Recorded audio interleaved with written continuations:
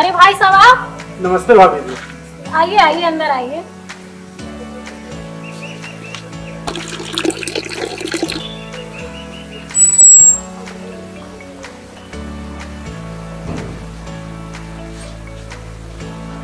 आप लोग बैठिए, मैं आती हूँ।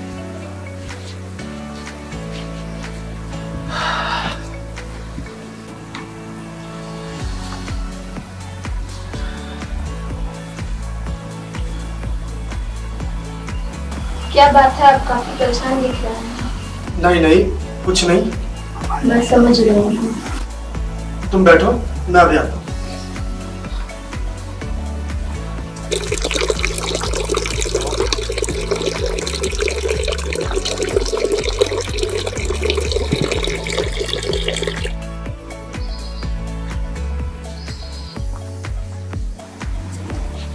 भाई साहब कहाँ चले गए? कहीं नहीं गए हैं भाभी जी, आप बैठिए यार।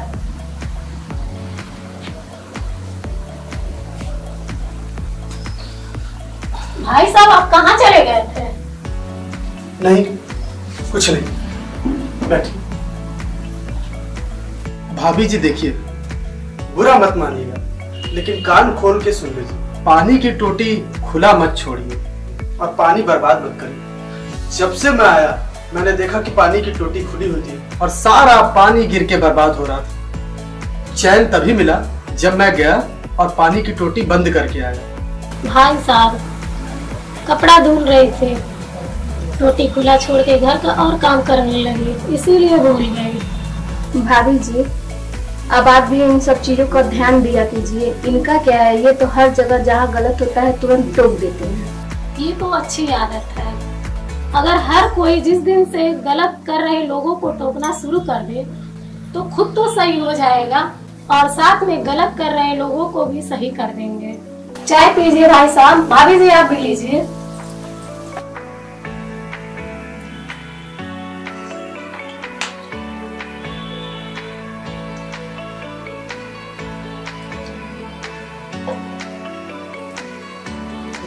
भाभी जी ऐसे ही एक दिन हम दोनों लोग टेम्पो से जा रहे थे। टेम्पो वाला बहुत तेज गाना बजा रहा था, उसकी आवाज बाहर तक सुनाई दे रही थी। हमने कहा कि आवाज कम कर लो और बहुत तेज स्पीड से भी चला रहा था। उसने थोड़ा कम किया फिर तेज कर दिया। तब हमने गाड़ी रुकवाया और बोला, तब जाकर उसने बजाना बंद किया। सही देखा जाए तो ज्यादातर टेम्पो वाले भी लगाम हो गए हैं। पान गुटखा खाकर चलाते हैं और थूकते हैं तो अगल बगल में बैठे लोगों पर छींटे पड़ जाते हैं। इसीलिए कहा जाता है जहाँ कहीं गड़बड़ी हो टोक देना चाहिए। और हाँ, बातों बातों में तुम्हें भूल ही गया, बच्ची की तबीयत कैसी है? ठीक है।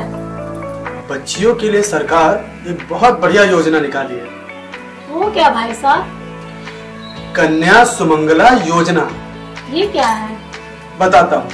यह एक ऐसी योजना है जिसका लाभ प्रदेश की सभी बेटियां ले सकती हैं। इस योजना का मतलब है कि बेटियों को बोझ न समझा जाए। इस योजना के अंतर्गत आने वाली बेटियों को सरकार कुछ आर्थिक सहयोग कर रही है।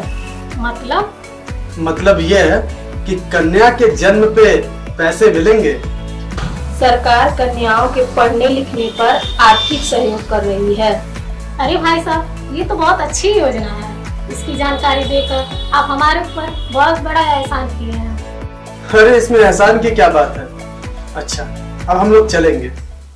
हाँ भाभी जी, काफी दिन भी हो गया था मिले हुए, तो हमने सोचा कि आपसे मिल भी लिया जाए और इस योजना के बारे में आपको बता भी दिया जाए। अच्छा भाभी जी चलते हैं। नमस्ते। और हाँ, आकाश को भी नमस्ते बोल दीजिएगा। जी जरूर। चल। बोड़ा नेनुआ लौकी ताजा ताजा।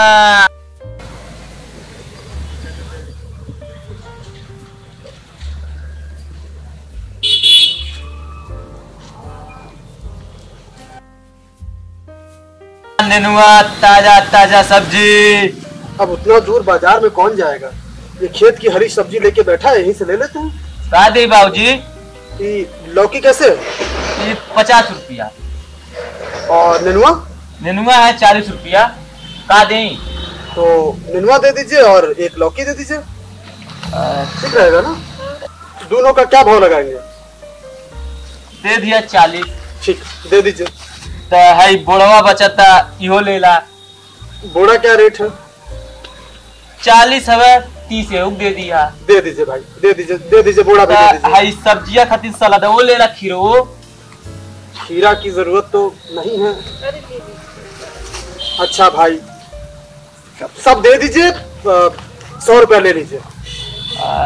ठीक बा लावा दा भैया दा।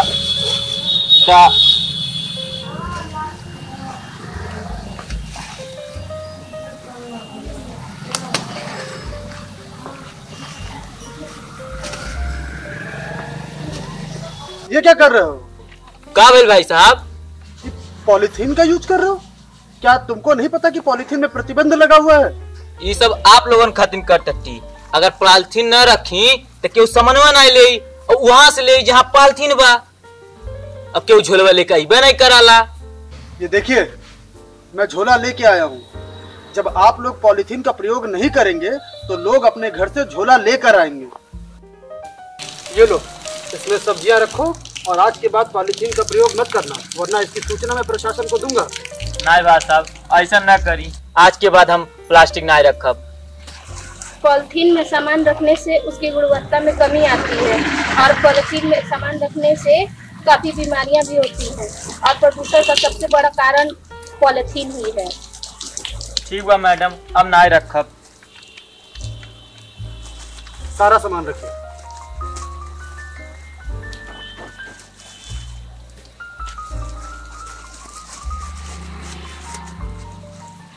पैसा दो उसको, निकल जाए। ये अपना पैसा ले लीजिए। चलो जी, तो ताजी है। 100 रुपए में बहुत कुछ मिल गया। अरे संजय भाई, आपसे ये उम्मीद नहीं थी। ऐसी क्या गलती हो गई भाई? आप जैसे पढ़े लिखे लोग अगर ऐसी हरकत करेंगे तो जो कम पढ़े लिखे हैं वो तो करेंगे ही ना। आप बताएंगे भी हुजूर या पहेलियां बुझाते रहेंगे? वो कौन सा गुनाह कर दिया जो आपको बुरा लगा?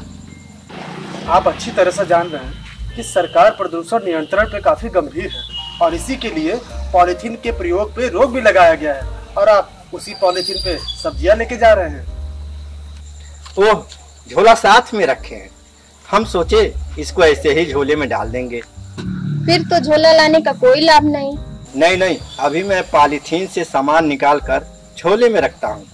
अरे संजय जी, जब ये पॉलीथीन घर पे जाता है तो इसमें बची खुची खाने की चीजें रख के बाहर सड़क पे फेंक दिया जाता है, जिससे जानवर खाने की चीज के साथ पॉलीथीन को भी खा जाते हैं, जिसके कारण उनकी मौत हो जाती है। हाँ, और इसके अलावा यही पॉलीथीन नाली नालों में जब जमा होता है तो गंदा पानी ऊपर आ जाता है, जिससे अनेकों बीमारियां फैलती हैं। भाई, आज के बाद से पॉलीथीन का प्रयोग नहीं करेंगे। हमेशा हम झोले का प्रयोग करेंगे। अच्छा भाई, हम चलते हैं। सर, नमस्ते।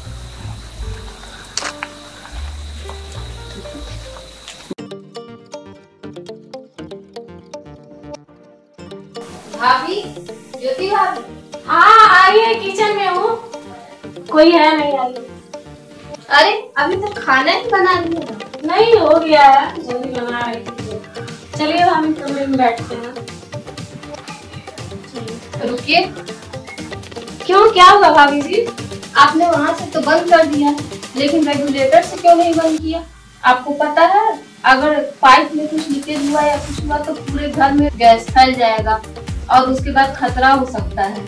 अच्छा भाभी जी, गलती हो गई। ऐसी गलती कभी मत कीजिएगा, ये काफी खतरनाक होता है। और अगर कभी भी गैस या चूल्हे में कुछ भी दिक्कत हो तो तुरंत मैकेनिक को बुला के दिखा लेना चाहिए। इससे हम महिलाओं की सुरक्षा होती है। आइए चलते हैं बैठ।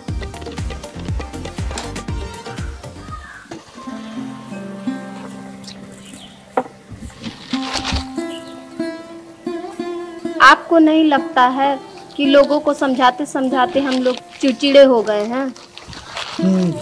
हम भी यही महसूस कर रहे हैं। ऐसा लगता है कि दिन भर झगड़ा ही करते रहते हैं। अब कल से लोगों को टोकना बंद, नहीं तो घर परिवार समाज में बुरा असर पड़ेगा। सही कह रहे हो तुम। अब कल से किसी को नहीं टोकेंगे।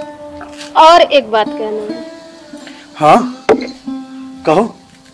जब हम लोग ज्योति भाभी के घर से आ रहे थे तो बगल वाले मोहन जी कह रहे थे कि देखो देखो कान खोल कर के आ रहे हैं। कौआ कान लेकर जा रहा है तो उसके पीछे भागना नहीं चाहिए, कहने दो, कोई बात नहीं। नहीं, बताइए ये कोई बात हुआ? नाव न गाँव कनवा नाव, कान खोल कर, अब ये नाम रखा है लोगों ने। हम लोग लोगों के भले के लिए ही टोकते हैं ना। अच्छा अच्छा ठीक है, अब गुस्सा थूक दो। अब कल से किसी को नहीं टोकेंगे, जो मर्जी सो करे सब। और आप भी कान खोल के सुन लीजिए, अब कल से किसी को नहीं टोकेंगे। सही कह रही हो तुम, अब कल से किसी को नहीं टोकेंगे। अच्छा, अब मैं चलती हूँ किचन में, आपके लिए खाना तैयार कर दूँ।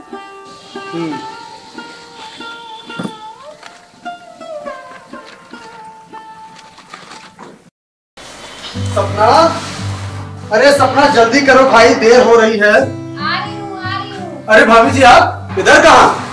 मीरा भैया वहाँ रहे थे। क्यों, आपको नहीं मालूम? नहीं, मुझे तो नहीं मालूम। अब क्या बताए भैया, कल जो बारिश और पत्थर गिरे हैं उससे उनकी सारी फसल बर्बाद हो गई है और यही सोच के उनकी तबीयत खराब हो गई है। किसका तबीयत खराब है? भाभी जी आप किसका तबीयत खराब है? जीना भैया का, वहीं से आ रही हूँ।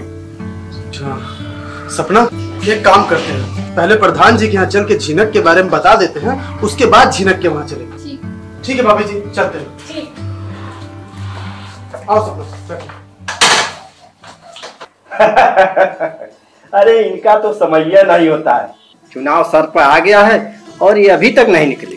प्रधान जी का सबसे बड़ा कमी यही है कि लोग आगे इनका इंतजार करते हैं, उनकी कोई फिक्र ही नहीं रहता है। अरे तो आते हैं तो आप ही साफ साफ समझा दीजिएगा कि लोग क्या क्या कहते रहते हैं उनके विषय में। संजय जी, सच्चा मित्र का मतलब यही होता है जो समय समय पर मित्र की कमियों को बताता है। बिल्कुल सही कह रहे हैं। अरे नमस्ते प्रधान जी। नमस्कार नमस्कार, बैठे बैठे। चाय नहीं हुआ क्या? बोला अरे चाय रहने दीजिए प्रधान जी, चाय पीकर आए हैं, आपसे कुछ जरूरी बात करनी है। जरूरी बात क्या, बताइए। हाँ प्रधान जी, चुनाव सर पे है और आप अपनी आदत पे सुधार नहीं ला रहे हैं। पूरे गांव में विरोधी सब उन्हीं बातों को हवा देकर भड़का रहे हैं। अरे संजय भाई, उनके भड़काने से भड़क जाएंगे सब लोग। पता है आपको, पिछली बार हम लोग 600 वोटों से जीते थे। अरे बहुत होगा 100 200 वोट कट जाएगा, नहीं होगा तो 300 कट जाएगा, फिर भी हमारे पास 200 वोट है कि नहीं। और याद रखिए, आप जीतने के लिए एक वोट भी काफी होता है। प्रधान जी बात की गंभीरता को नहीं समझ रहे। 600 वोट का कोई मान्य नहीं है। जनता जब विरोध पर आ जाएगी तो 6 वोट भी संभालना मुश्किल हो जाएगा। आखिर हमारी कमी क्या है? लोग हमसे कटेंगे क्यों? क्योंकि आपके घर आकर आपका घंटों इंतजार करना लोगों को अच्छा नहीं लग रहा है। किसी काम के लिए कोई फोन करता है तो आप उठाते ही नहीं है। किसी पंचायत में आप बैठते नहीं हैं। लोगों से पहले जैसा दुआ सलाम भी करना छोड़ दिए। ऐसा कहना है लोगों का कि आपके अंदर अहंकार आ गया है। दलालों से पैसा लेकर चक्रोट पटवा रहे हैं। आप अपने लोगों को छोड़ रहे हैं और गैरों को जोड़ रहे हैं। इतना याद रखिए प्रधान जी, जिस दिन अपनों का साथ छूट जाएगा उस दिन कोई माई का लाल आपको जिता नहीं पाएगा। इसलिए अपनों को संभालिए, गैर तो जुड़ ही जाएंगे। अच्छा ठीक है भाई, जो भी गलती हुई है अनजाने में उसको हम सुधारेंगे। क्या करें, इतना काम रहता है कि 12-1 बज जा रहा है सोने में। चुनाव तक अब आप अपने आदत में सुधार लाइए। ये सही है कि आपने काम बहुत किया है, लेकिन 12 बजे कोई फोन करे, आपकी जरूरत हो तो आप फोन उठाइए और उनकी मदद कीजिए। किसी बात को लेकर कोई नाराज है तो उससे भी मिलिए, उसको बहलाइए, फुसलाइए, उसकी नाराजगी दूर कीजिए। ठीक है भाई, अब किसी को शिकायत का मौका नहीं देंगे। ठीक है, और एक बात, आप लोग वोट बढ़ाने पे ध्यान दीजिए और ध्यान दीजिएगा कि एक भी व्यक्ति न छूटेगा। ठीक है।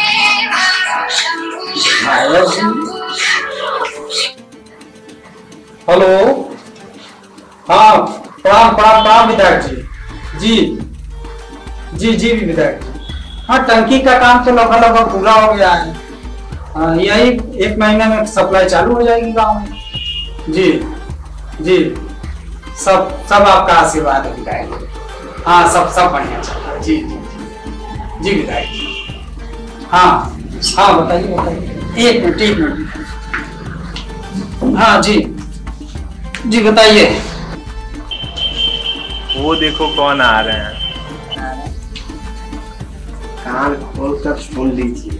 जी जी जी जी विधायक जी, ठीक है। अच्छा ठीक, नमस्कार विधायक। क्या बात है भाई, आप लोग आपस में ही मजे ले रहे हैं? कुछ नहीं प्रधान जी, अरे कान खोल कर इधर ही आ रहे हैं। नहीं संजय जी, ऐसा नहीं है। ये लोग जहाँ कोई गलत काम करता है उसको तुरंत टोकते हैं और समाज में हमेशा नए नए काम करने के लिए तत्पर रहते हैं ये लोग। प्रधान जी नमस्कार। नमस्कार नमस्कार, आइए बैठिए। अब बताइए कैसे आना हुआ? प्रधान जी, झीनक का हालत ठीक नहीं है। मालूम है, पर आपदा को कैसे रोका जा सकता है? प्रधान जी, झीनक के फसल का अगर बीमा हुआ हो तो देखिए कुछ मदद हो जाए, और यदि ऐसा नहीं है तो अपने तरफ से ही कुछ सहयोग हो जाए।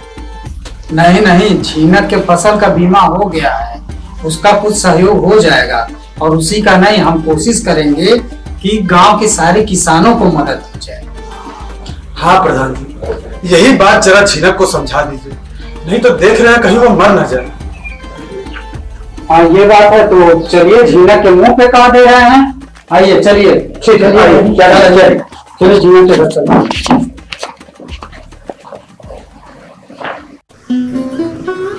अरे रौरे घबराई ना, सब ठीक हो जाए। ना बढ़िया फसल लाल है, बाकी सब बर्बाद हो गई। सोचली आपकी राधिका के बिहार हो जाए, बाकी सब खत्म हो गई। जब आप ही हिम्मत छोड़ देना तो हम लोग तेरे सहारे रह जाए। जब से आपका तबीयत खराब भईगा लगा तो वही के परान निकल जाए। घर ही में बैठ के रोल कर दिया। प्रधान जी राम, क्या हो गया? ठीक, लेटिए आप। प्रधान जी बर्बाद हो गई, सब फसल खत्म हो गई। लड़की के ब्याह कैसे हुई प्रधान जी? अरे भाई, फसल खराब हो गई तो जान दे देंगे क्या? घबराइए मत, आपके फसल का बीमा था, सब मिल जाएगा। फसल के बीमा?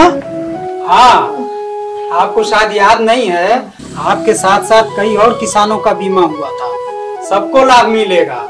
घबराइए मत, अब आप दवा खाइए, चिंता छोड़िए और आराम कीजिए।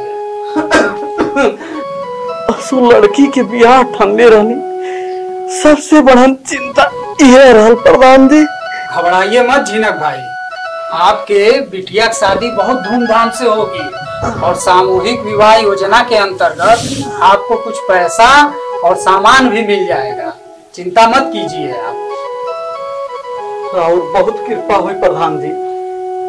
नहीं झीनक भाई, इसमें हमारी कोई कृपा नहीं है। ये सब सरकार द्वारा बनाई गई खुद की योजनाएं हैं, हाँ, जिसके द्वारा जनता को कोई दुख और परेशानी न हो। तब धीरेन्द्र चला जाए। प्रधान जी, अब इतने से ही इनको संजीवनी मिल गई, अब ये जल्दी ठीक हो जाएंगे। नहीं तो फसल और बेटे की विवाह को लेकर इतना परेशान थे, न जाने इनकी तबीयत और कितनी बिगड़ जाती। चलिए ठीक है झीनक भाई, तब चल रहे हैं हम लोग। ठीक है, आप आराम करिए। अच्छा प्रधान जी, नमस्कार। अच्छा, राम राम झीनक। राम राम।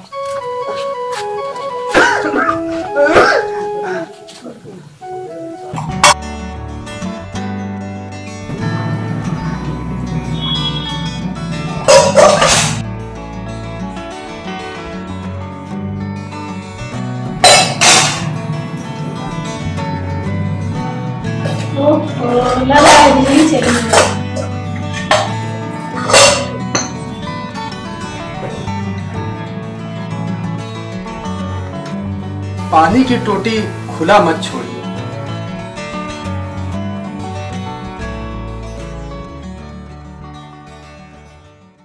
मेरे मन में एक योजना है, यदि आप लोग कहें तो शुरू किया जाए। वो क्या प्रधान जी? मैं ये सोच रहा हूँ क्यों ना इस ग्राम सभा से हर साल एक व्यक्ति को उसके अच्छे कार्यों के लिए सम्मानित किया जाए, जिससे उसका मनोबल बढ़ेगा और दूसरे लोग भी उससे प्रेरणा लेंगे। बहुत बढ़िया योजना है प्रधान जी, बहुत बढ़िया योजना। तो आप ही लोग बताइए कि इस साल ये सम्मान किसको दिया जाए। इसमें ज्यादा सोचना क्या है प्रधान जी, सम्मानित करना है तो गांव में 2 ऐसे शख्स हैं जिनका समाज में बड़ा नाम है। वो विवादित भी रहते हैं, उनको देखते ही लोग सावधान हो जाते हैं और गलत कार्यों से बचते हैं। आप लोग समझ रहे हैं ना? कौन है वो? कान खोल कर। तब आप लोग भी कान खोल के सुन लीजिए। आप सब लोग आज से अपने अपने घर में एक पेड़ लगाएंगे और वही हम दोनों के लिए सबसे बड़ा सम्मान होगा। देखें आप लोग, इन्होंने अपने सम्मान में भी समाज के ही हित की बात की है। यदि सभी लोग ऐसे हो जाएं तो आप लोग सोचिए हमारा गांव, हमारा समाज, हमारा देश कितना आगे निकल जाएगा। और आप लोग भी कान खोल कर सुन लीजिए। हाँ, कान खोल कर सुन लीजिए।